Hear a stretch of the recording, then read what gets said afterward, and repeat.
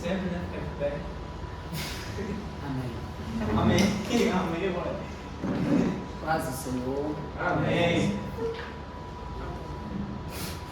Oramos a Deus, pastor. Ora com a gente. Soberano Deus, eterno Pai, graças a Deus, mais uma oportunidade, eu não sei se consegue, agradecendo a Deus por chegar aqui, obrigado ao Senhor, pelo ar que nós precisamos nesse dia, pelo alimento, pela tua presença, Senhor. Obrigado, Deus, pela vida de cada irmão, Pai, que está, Deus, leva o nosso coração, pela poder nos ensinar, para a direção. Peça ao Senhor, Pai, que nos mais e mais força a cada culto, a cada dia, a cada momento, Deus, a qual a tua palavra, Senhor. Peça ao Senhor, já o nosso entendimento, Papai, decidimos, ó Pai, tanta coisa que Jesus está assim nós pedimos, ó Pai, fica conosco, continua conosco, é o que pedimos, em nome de Jesus. Amém.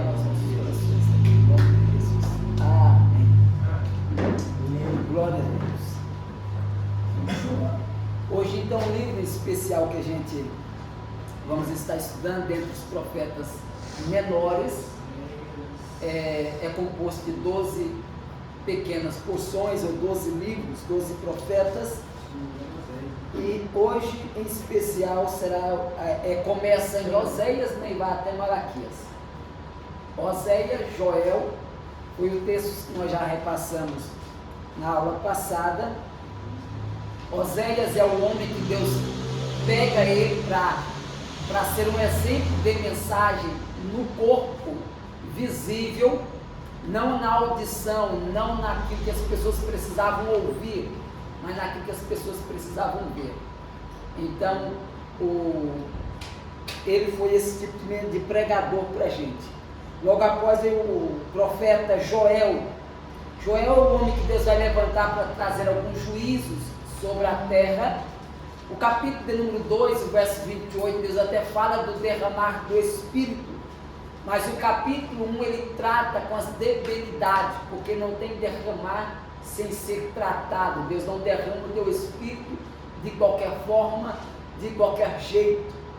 Então, para o Senhor derramar o teu Espírito, Ele trata antes para que depois o teu Espírito seja manifestado. Logo após, então, no capítulo 3 de Joel, estudamos também sobre o juízo sobre as nações. Israel, a restauração de Israel. Hoje, agora em especial, nosso livro da Presco, de estudo hoje, nessa noite, é o livro de Amós. Esse livro de Amós, ele tem exatamente 9 capítulos, 500 versículos. O livro de Amós, o profeta Amós, ele é um profeta de Tecoa, uma regiãozinha a 16 quilômetros ao sul de Jerusalém. Esse profeta, na verdade, ele não é um profeta de ofício, ele não é um profeta de ministério, ele não é um profeta que profetiza, tem um ministério profético a ponto de ser profeta em todo lugar. A gente vamos descobrir que existem 3 coisas sobre ele. Capítulo de número 1, versículo de número 1, pastor Francis Mar, lê para a gente. Capítulo 1, versículo de número 1. A palavra de Amós, que estava entre os pastores de Tecoa. Só um momentinho só. Então, a primeira informação que nós temos de Amós é que ele era um pastor. Um pastor. E ele era um pastor entre quem? Os pastores de Tecoa. Isso. Ele estava entre os pastores de Tecoa. O que ele viu a respeito de Israel nos dias de Uzias, rei de Judá, nos dias de Jeroboão, filho de Joás, rei de Israel, 2 anos antes do terremoto. Então, que ele, assim, a princípio que nós conhecemos então sobre ele, a primeira característica que temos é que ele era um pastor. Capítulo de número 7, versículo de número 14, pastor Francis Mar. Uma outra referência a respeito dele. Respondeu Amós e disse a Amazias: eu não era profeta, nem filho de profeta, mais boiadeiros. Só um momentinho só um momentinho. Então a segunda referência que temos, Amós, capítulo 7, versículo 14. Amós é o profeta menor lá na frente, depois de... Lá na frente, isso. Hoje é. Então a segunda informação que temos, a primeira é que ele é pastor, a segunda que ele é um boiadeiro, é um homem simples do campo, lá no meio do campo, um trabalhador rural, um boiadeiro, é aquela pessoa que como pastor ele cuida de, Ovelhas. e como boiadeiro ele cuida de quê? Bois. E como boiadeiro ele usa os ferrões, aquele aguilhão, para dar espetada nos bois. E agora vamos lá. A terceira informação, continua o versículo de número 14, pastor. Eu não era profeta e nem filho de profeta, mas boiadeiro e cultivador de sicômoros. Então a terceira informação que nós temos desse homem é que humildemente ele vai dizer que não era. Agora por que ele vai dizer que não era? Leia para mim o versículo 13, por favor. Mas em Betel, daqui por diante, não profetizarás, mas porque é o santuário do rei e a casa do rei. Só um momentinho só. Então alguém se levanta contra nós, é como se estivesse dizendo assim: quem é você para vir aqui profetizar para nós? Quem é você para vir aqui profetizar contra os altares do nosso rei? Aí quando ele diz, eu não era, olha só, deixa eu te falar uma coisa. Eu não estou aqui porque eu quero, eu não era profeta, eu não sou filho de profeta. O que ele está dizendo é, minha linhagem não tem nada a ver, meu ofício era outro, a minha profissão, eu estava lá trabalhando, aquela coisa toda, eu era um pastor, eu estava lá atrás de boiada, cultivador de sicômoro. Aí Deus apareceu para mim e disse assim, vai profetizar. Eu não estou aqui porque decidi vir, não estou aqui jogando palavra, eu estou aqui porque Deus me escolheu. O que Amós está dizendo é, eu não estou aqui por escolha minha, mas por escolha dele. Porque a minha escolha era estar atrás de ovelha, cuidando de ovelha, era estar lá cuidando de bois, era estar lá cultivando os meus sicômoros. E aí o que Deus vai fazer? Sou rápido. O que Deus vai fazer? Deus vai usar, Vinícius, a profissão de Amós para justamente tratar com essas três profissões que ele usa, que Deus tira Amós das suas profissões, para quê? Para tratar justamente com a debilidade nesta falha deles. Eu vou repetir, Deus pega a profissão, todas as três profissões dele, do profeta Amós, justamente para tratar nessas áreas, para ferroar, para pastorear e para ferir o sicômoro. Pastor, todo produtor de sicômoro é o seguinte, hoje não, mas os sicômoros na época em Israel, eles eram um fruto parecendo uma ameixa, uma coisinha assim, só que eles não cresciam muito. Como é que eles faziam para crescer? Eles vinham com uma faca, riscavam todos os sicômoros, um por um, eles iam riscando nos pés do sicômoro, e eles geravam um gás etilético. Esse gás etilético fazia com que a água do sereno aguçava o fruto, dava água, dava líquido dentro do fruto, e aquele fruto crescia de 3 a 8 vezes mais. Aí Deus estava dizendo o seguinte, Amós, o que eu quero te falar com você é, vou usar a sua profissão para você ferir quem eu quero que você fere. Por quê? Porque eles não andam mais crescendo, eles não estão crescendo mais na minha presença. Se eu deixar, eles vão ficar o que estão. Para ter crescimento precisa ser ferido. Eles estão secos por dentro. Para ter líquido, para ter algo dentro deles, precisa ser ferido. E outra, Amós, tem hora que eles empacam, não quer ir. E como boiadeiro, você sabe que o teu aguilhão fazia com que os bois caminhavam, agiam, faziam alguma coisa. Então, com esse aguilhão, você vai tocar e eles vão ter que agir, sair da sua mesmice. E outra, a sua profissão de pastor, você vai pastoreá-los. Você terá uma mensagem de pastoreamento para a vida deles. Como eles estão sem pastor, você vai pastoreá-los. Capítulo 1, versículo 1, pastor, por favor. Primeiro de novo. Isso. A palavra de Amós que estava entre os pastores de Tecoa, porque ele viu a respeito de Israel no dia de Uzias, rei de Judá, e no dia de Jeroboão, filho de Joás, rei de Israel, 2 anos antes do terremoto. Versículo 2. E disse o Senhor: bramará de Sião e de Jerusalém, dará a sua voz, nas habitações dos pastores haverá pranto e secar-se-á, e cume do Carmelo. E disse o Senhor: por 3 transgressões. Só um momentinho só. Esse aqui, ó.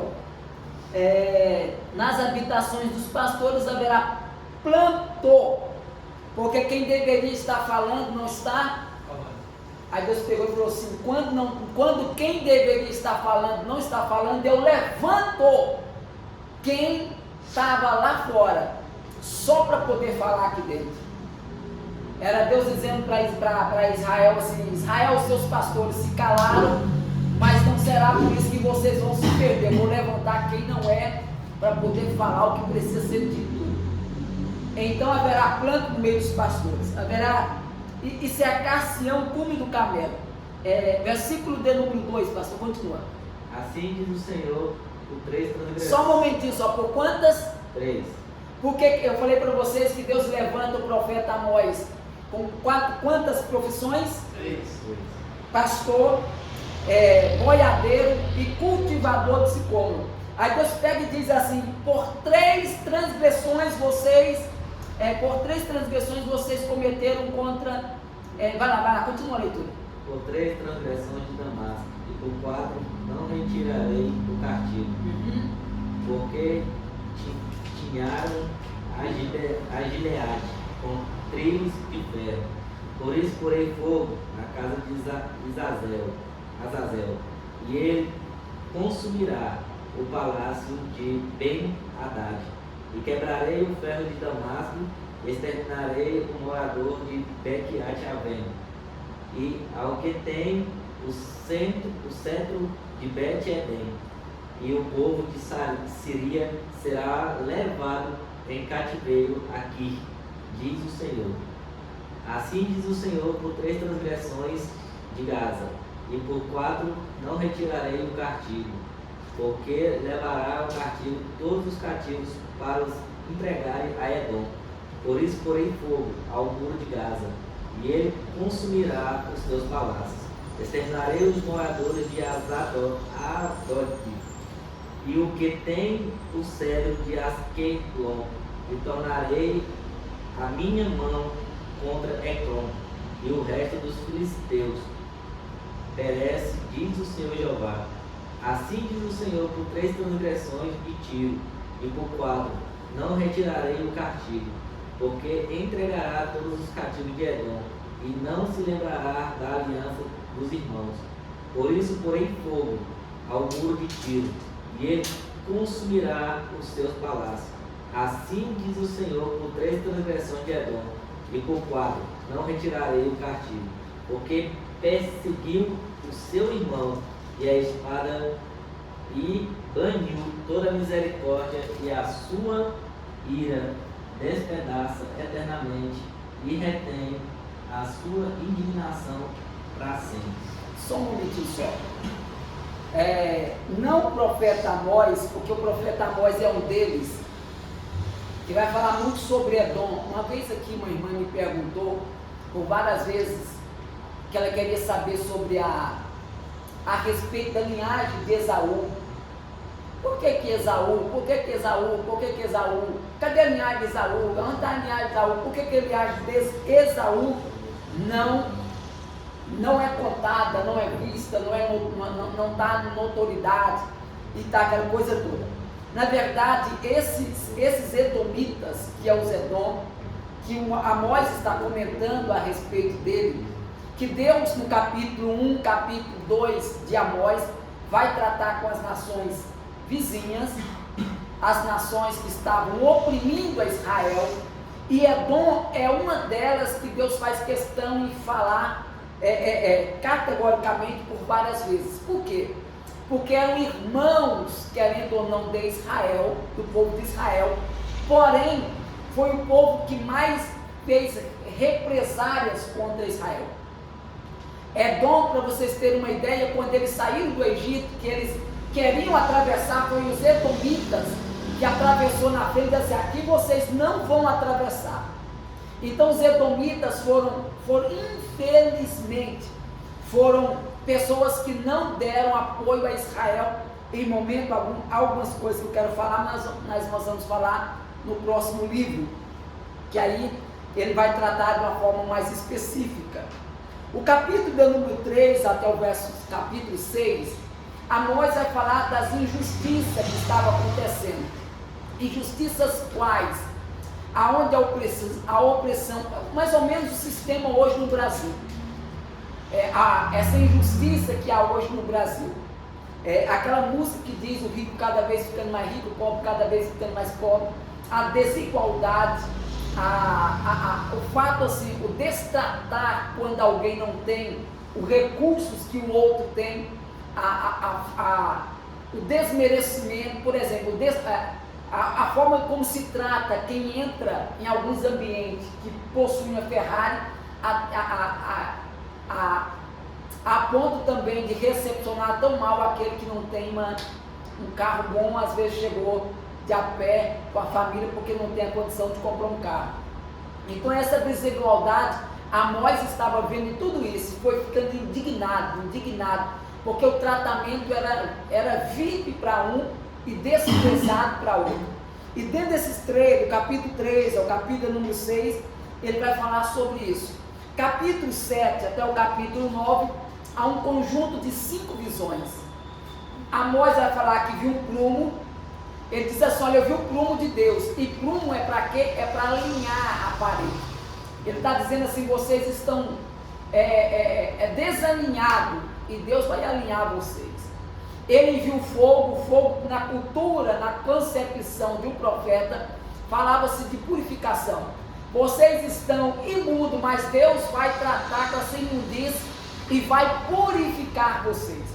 O livro de Amós, pastor, eu estava observando ele, e como eu disse que Deus vai pegar justamente a profissão de Amós para tratar com Israel, aí na mesma hora eu olhei para a profissão do pastor Francis Marco e pensei assim, interessante, porque a profissão do pastor Francis Marco é fazer o quê? Não é dar aquela polida no carro, é dar o brilho no carro. Então Deus, pastor, eu sei que o senhor tem todo o trabalho, o senhor não pode colocar, por exemplo, se eu chegar lá e falar, me dá esse polidor que eu não pode. Por quê? Porque o senhor não pode dar aquilo que o senhor foi chamado para fazer. Então o senhor não pode colocar a mão de alguém experiente, porque pode estragar justamente a pintura, queimar a pintura. Então eu posso ficar ali achando que quanto mais eu ficar ali naquele lugar, mais purificado fica, mais brilho dá, e não é assim. Então tem todo o seu seu processo, tem um jeito todo o seu jeito. E então assim, e todo produto que antecipa, não posso chegar e bater a negócio lá, não é de qualquer jeito. Então Deus de repente chamou o Senhor para dizer assim, não é de qualquer jeito, não é de qualquer forma. Assim como Deus lhe chamou, eu já vi muito aqui o Senhor, e assim, embora às vezes o Senhor pensa que não tenha capacidade para isso, mas Deus lhe chamou justamente para isso. E talvez o que o Senhor ainda não percebeu é que do mesmo jeito que esse profeta aqui, esse primeiro profeta chamado Oséias, as pessoas eles conseguem mais ler a sua vida do que a sua mensagem. E às vezes a gente, como pastor, a gente pensa assim, eu preciso ter uma boa mensagem. E os nossos membros dizem assim, eu só preciso ter um bom exemplo. Não é a boa mensagem que eles querem de nós, é justamente o nosso bom exemplo. Então assim, quando eu olho para nós, por que eu comecei a associar a sua profissão, a profissão do Senhor? Porque é justamente dentro dessa profissão que Deus está dizendo assim, eu estou dando brilho. E quando Deus pegou e falou assim, Oséias, quando você está vendo fogo, porque o fogo no ouro, ele queima as impurezas e dá brilho no fogo. Então assim, ele vai polir, ele vai tirar, ele vai arrancar as impurezas, e aquele ouro que estava com a cor ofuscada, ele vai começar a ter o seu brilho. Então, então aí eu fiquei observando sobre isso, e aí justamente ele falou assim, tem mais, eu vi o prumo.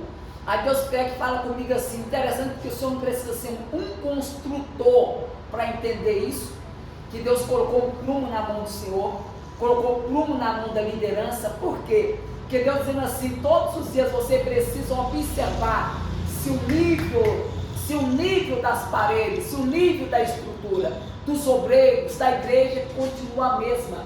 Por quê? Porque tem hora que começa a perder o seu nível, a tender a pender por alguma situação.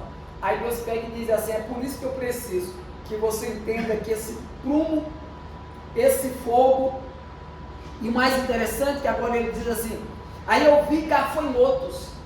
Por quê? Porque ele está dizendo assim, a minha obrigação eu estou fazendo, mas já que eles não querem, agora Deus vai tratar com vocês. Porque o que Amós pôde fazer, ele fez. E agora ele diz assim, vocês não querem? Eu vi gafanhotos vindo aí. Eu vi gafanhotos chegando aí. Ah, não querem não? Aí de repente ele tem uma visão de um cesto, né, de frutos. Aí de repente ele diz assim, interessante que o cesto de fruto, ele diz assim, em parte o cesto de fruto não estava bom. Porque ele está dizendo o seguinte, olha, esse cesto aqui, Israel, é vocês. E quando o fruto não está bom, ele apodrece o quê? Se deixar uma laranja podre dentro do cesto de fruto, 3 dias depois, ela sozinha apodrece as outras. As outras, se você arrancar, daqui 3 dias, todas as outras está bem. Mas se deixar aquela lá, ela apodrece tudo. Ela vai só apodrecendo, apodrecendo, apodrecendo, apodrecendo, apodrecendo, e até que apodrece tudo. Olha só. A visão da locusta, do fogo e do prumo. Capítulo 7. Leia para mim, por favor, o versículo 1. O Senhor Jeová assim me fez ver. Eis que ele formava gafanhotos no princípio do rebento da erva seródia. E eis que era a erva seródia depois da cegada do rei.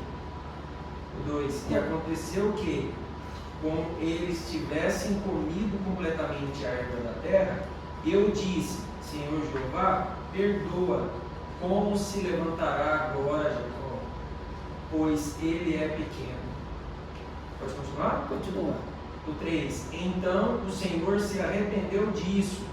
Não acontecerá, disse o Senhor. Não acontecerá. Não acontecerá? Isso. Não acontecerá. Assim me mostrou o Senhor Jeová. Eis que o Senhor Jeová clamava, que queria contender por meio do fogo, e consumiu o grande abismo, e também queria consumir a terra. Então eu disse, Senhor Jeová, cessa agora, como se levantará Jacó, pois ele é pequeno. O 6. E o Senhor se arrependeu disso. Nem isso acontecerá, diz o Senhor Jeová. 7. Mostrou-me também assim. Eis que o Senhor estava sobre o muro levantado a prumo, e tinha um prumo na sua mão. E o Senhor me disse, que vês tu, Amós? E eu disse, um prumo. Então disse o Senhor, eis que eu porei um prumo no meio do meu povo, Israel. Nunca mais passarei por ele. 9. Mas os alvos de Isaac serão assolados e destruídos. os santuários de Israel e levantar-me-ei com uma espada contra a casa de Jeroboão. 10. Então Amazias, o sacerdote de Betel, mandou dizer a Jeroboão, rei de Israel: Amós tem conspirado contra ti, no meio da casa de Israel. A terra não poderá sofrer todas as suas palavras. 11. Porque assim diz Amós: Jeroboão morrerá à espada, e Israel certamente será levado para fora da sua terra, em cativeiro. 12.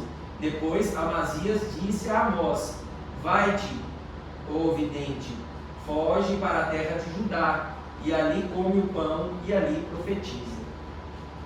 É agora que ele vai dizer: mas em Betel, daqui por diante, não profetizará. Isso mesmo. E aí eu acho interessante, foi por isso que ele diz: eu não era profeta, nem filho de profeta. Aí o versículo 15, ó: mas o Senhor me tirou de após o gado, e o Senhor me disse: vai, profetiza ao meu povo. Vai, profetiza ao meu povo Israel. Ora, pois ouça a palavra do Senhor, diz: não profetizarás contra Israel, nem falarás contra a casa de Isaque. Portanto, assim diz o Senhor: tua mulher se prostituirá na cidade, e teus filhos e tuas filhas cairão à espada, e a tua terra será repartida de cordel a cordel, e tu morrerás na terra imunda, e Israel certamente será levado cativo para fora da sua terra. O que ele está dizendo, na verdade, esse profeta, Amós, ele foi um profeta lá atrás, e ele está profetizando bem antes do cativeiro babilônico.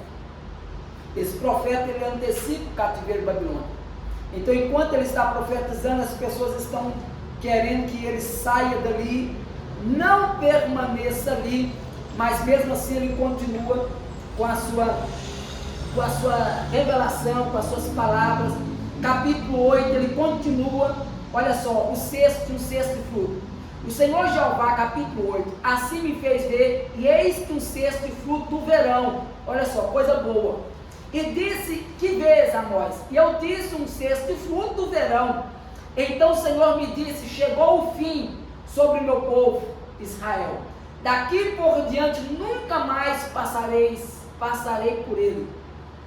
Mas os cânticos do templo serão ouvidos naquele dia, diz o Senhor Jeová. Multiplicar-se-ão os cadáveres em todos os lugares, serão lançados fora em silêncio.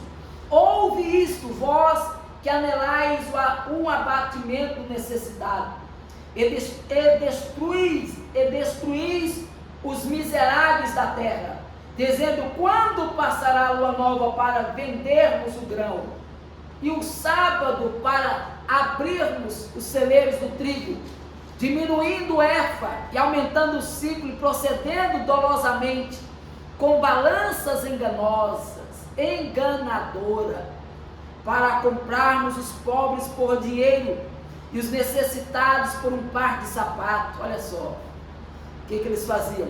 E depois venderemos as cascas do trigo. Jurou o Senhor pela glória de Israel: eu não me esquecerei de todas as suas obras para sempre. Por causa disso não se comoverá a terra, e não chorará todo aquele que habita nela. Certamente levantar-se-á todo como um grande rio, e será arrojada, e se submergirá como o rio do Egito. Olha só o que Deus vai dizendo para eles: tudo que vocês estão fazendo tem uma razão, ou tem uma consequência, e eu vou passar aí.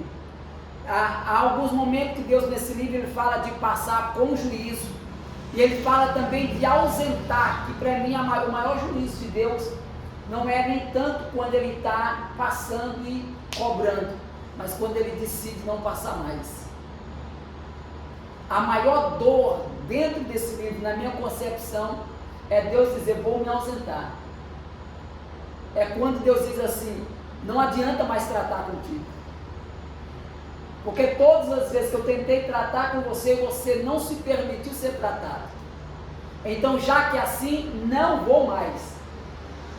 Fique, vou embora. Melhor seria Deus batendo. Porque Deus corrige justamente aquele que ama, diz a Bíblia. E a ausência dele, no corrigir, no estar presente, falando, insistindo, batendo na mesma tecla, essa ausência dele gera em nós um sentimento de abandono, sentimento de quê? Deus não me ama mais, cadê? Então é melhor Deus presente tratando do que a ausência dele, que a ausência dele dói. Até Cristo na ausência sentiu Eloí, Eloí, lama sabachthani, Deus meu, por que me desamparaste? A ausência dele dói. Então é melhor ele presente. E aí a última visão aqui é a visão da ruína do altar.